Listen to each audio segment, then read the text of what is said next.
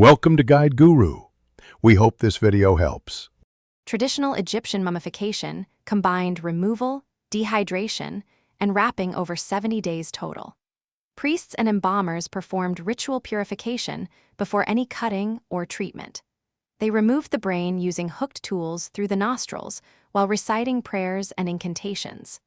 Embalmers then made a small incision to remove internal organs and stomach contents carefully. They packed the chest and abdomen with linen and aromatic resins to maintain shape and scent. Embalmed organs were stored in 4 canopic jars guarded by protective deities. Desiccation began by covering the body with natron salt for 40 days to remove moisture. After 40 days, embalmers washed the body and then left it for 7 days to allow shaping.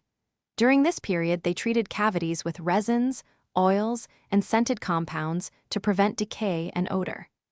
Linen strips soaked in resin were used to pack hollow areas and restore natural contours carefully. Incisions were sealed with resin mixtures that hardened to form a protective barrier against insects and bacteria.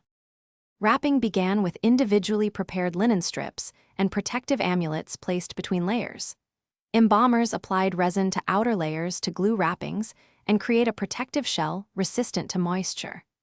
The full wrapping process could use hundreds of yards of linen and required methodical overlap for durability. Priests recited spells and performed ritual purification at each major wrapping stage to secure the deceased's safe journey. The wrapped mummy was then placed in nested coffins and the sarcophagus, often labeled with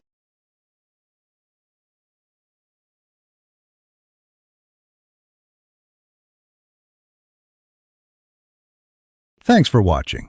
Consider subscribing if we helped you today.